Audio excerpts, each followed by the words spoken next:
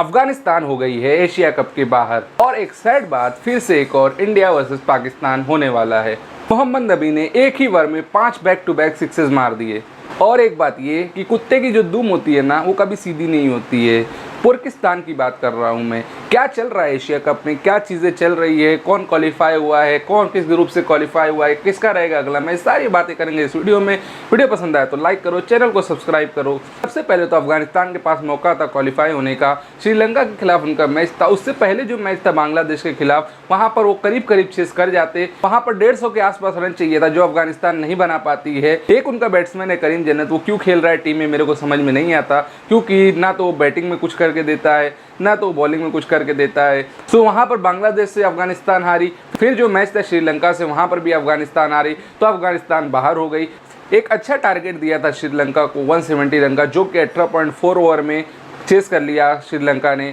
कुशल मेंडिस एक अच्छी पारी, 60-62 रनों की बहुत अच्छी पारी खेली कुशल मेंडिस ने। एक हाईलाइटेड पार्ट और है इस मैच का कि अफगानिस्तान 94 के करीब 6 विकेट आउट थी। एक तरफ से राशिद खान, एक तरफ से मोहम्मद नबी। किस तरह से वो 170 तक लेके गए। जो लास्ट ओवर था वेला लागे का, उसमें जो 30 रन बनाए मोहम्मद नबी ने, वो आउटस्टैंडिंग हिटिंग थी। जो इस एज में आकर हिटिंग कर रहे थे मोहम्मद नबी, वो आउटस्टैंडिंग हिटिंग थी वो। और जो अफगानिस्तान के बैटर्स है, उससे अच्छी हिट करके बता रहे थे कि देखो किस तरह से मारा जाता है। बहुत लोग सवाल उठाते हैं कि मोहम्मद नबी की एज हो गई है, वो क्यों खेल रहे हैं, लेकिन मोहम्मद नबी ने बताया कि क्यों वो खेल रहे हैं और क्या अभी भी दम रखते हैं वो। एक ओवर में 5 छक्के मारना, वो आखिरी बॉल पे मिस हो गई, नहीं तो ये 6 पे 6 हो जाता। लेकिन एक सैड न्यूज़ और है अबाउट वेला लागे। इसी ओवर के आसपास जो वेला लागे के डैड है, वो अब हमारे बीच में नहीं रहे, ऐसा सुनने को मिला है। हार्ट अटैक था, लेकिन जो इसी ओवर के शायद एक्स्ट्रा प्रेशर ले लिया इस बात का, तो वेला लागे के लिए काफ़ी चीज़ें मुश्किल हो गई है। अब मैं 1 मिनट बात करता हूँ अफगानिस्तान के ऊपर। क्यों अफगानिस्तान से ज़्यादा एक्सपेक्टेशन थी कि वो अच्छा परफॉर्म करे। आप वर्ल्ड कप में ऑस्ट्रेलिया को लपेट देते हो, आप वर्ल्ड कप में इंग्लैंड को करीब नहीं लगने देते हो, और यहाँ पर आकर आप श्रीलंका से हार जाते हो। एशिया की दूसरी सबसे बेस्ट टीम हो आप, और अफगानिस्तान से एक्सपेक्टेशन बहुत हाई रहती है, क्योंकि जिस तरह क्रिकेट खेलकर उन्होंने अभी तक दिखाया है, वो बहुत अच्छा खेले हैं। वो बहुत अच्छा, जो बोलते हैं ना, बहुत नेक्स्ट लेवल का क्रिकेट खेल कर आए हैं। लेकिन इस एशिया कप में वो अफगानिस्तान की लड़ने की जिद दिखी नहीं। वो अफगानिस्तान के ओपनर भी नहीं चले, अफगानिस्तान के बॉलर भी नहीं चले। 170 रन ठीक ठाक टोटल था, डिफेंड किया जा सकता था, लेकिन बॉलर्स ने ढील दे दी और फील्डिंग भी थोड़ी अच्छी नहीं रही, जिसकी वजह से आप श्रीलंका को देखो ना, ऑन अदर हैंड ये किस तरह के कैचेज उन्होंने पकड़े। और अफगानिस्तान जो ईजी सिंगल दे रहे हैं, और ईजी जो रन रोका जा सकता था वो रोके नहीं उन्होंने।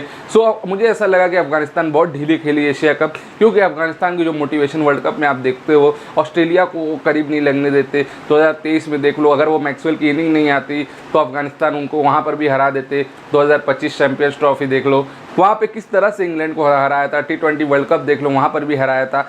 सो आप चीज़ें देखो कि अफगानिस्तान किस तरह से पीछे आई है इस एशिया कप में, कि बांग्लादेश से हार गए, श्रीलंका से वो हार गए, जबकि आप ऑन अदर हैंड ऑस्ट्रेलिया को भी हराने का दम रखते हो, आप इंग्लैंड को भी हराने का दम रखते हो। तो चीज़ें काफ़ी चेंज करने की ज़रूरत है। थोड़ा सा अटैकिंग क्रिकेट खेलना होगा। अटैक का मतलब ये नहीं कि हर बॉल पे जाओ, हर बॉल पे घुमाओ, जैसा कि उनके ओपनरों ने कल किया। सो अफगानिस्तान फाइनली बाहर हो गई है इस एशिया कप से। जो टॉप 4 है उन पर बात कर लेते हैं अभी। एक ग्रुप से इंडिया और पाकिस्तान यानी पाकिस्तान, दूसरे ग्रुप से बांग्लादेश और श्रीलंका, यानी इन चारों का जो होने वाला है मैच। और एक और आपको इंडिया वर्सेस पाकिस्तान दिखेगा, उसकी हाइप बनाई जा रही है कि किस तारीख को ये मैच है। और जो कुछ बोलते हैं ना, कुत्ते की जो दुम होती है वो टेढ़ी की टेढ़ी होती है। इतनी बुरी तरह से मार खाया था इन लोगों ने। यूएई के सामने 150 रन नहीं बन रहे इनसे, पाकिस्तान के सामने 150 रन नहीं बन रहे। उसके बाद इनकी अकड़ तो देखो, इनकी वो तो देखो कि फिर चैलेंज कर रहे हैं।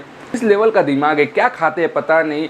इतनी बुरी तरह हारने के बाद 100 रन नहीं इनसे बन रहे इजीली, और ऊपर से ये लोग इतना वो दिखाते हैं, इतना एटीट्यूड दिखाते हैं जैसे वर्ल्ड कप पे वर्ल्ड कप जीता हो, बैक टू बैक। पिछला जो वर्ल्ड चैंपियन हो यही हो, एशिया कप चैंपियन यही हो, पिछले जो चैंपियंस ट्रॉफी है वो इन्होंने जीती हो। और जबकि सच्चाई ये है कि किसी में ये आसपास भी नहीं है, और ये ग्रुप स्टेज से ही सब चीज़ों में बाहर है। और ये एशिया कप से भी बाहर हो जाते अगर या तो बांग्लादेश होती या अफगानिस्तान इस ग्रुप में होती, तो ये बुरी तरह से बाहर हो जाते।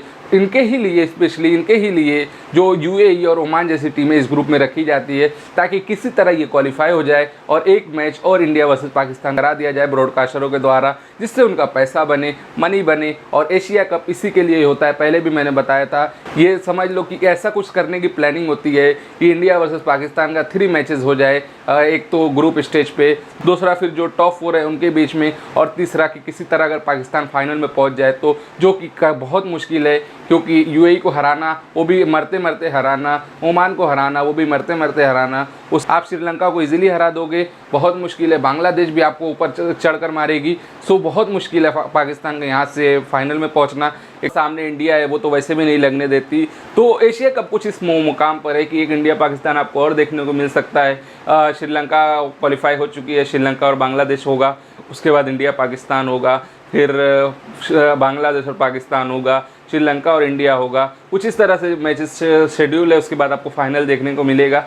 सो ये रही है टॉप 4 टीम जो क्वालिफाई करी है टॉप 4 के लिए इन एशिया कप, और देयर इज़ ब्राइट चांसेस कि आपको इंडिया वर्सेस श्रीलंका का फाइनल देखने को मिल सकता है। या आज इंडिया वर्सेस ओमान का मैच है, तो देखते हैं कि ओमान को किस तरह से धुलाई की जाती है। एक तो पहली चीज़, अगर इंडिया टॉस जीते तो बैटिंग ले, क्योंकि बॉलिंग करती है इंडिया तो हमारा जो 40 ओवर है वो पूरी तरह से बोरिंग हो जाता है। चेंजेस इंडियन टीम में देखने को मिल सकते हो सकते हैं जसप्रीत बुमराह को रेस्ट दे दिया जाए, हो सकता है हर्षदीप सिंह इन आ जाए, हर्षित राणा को इन कर लिया जाए।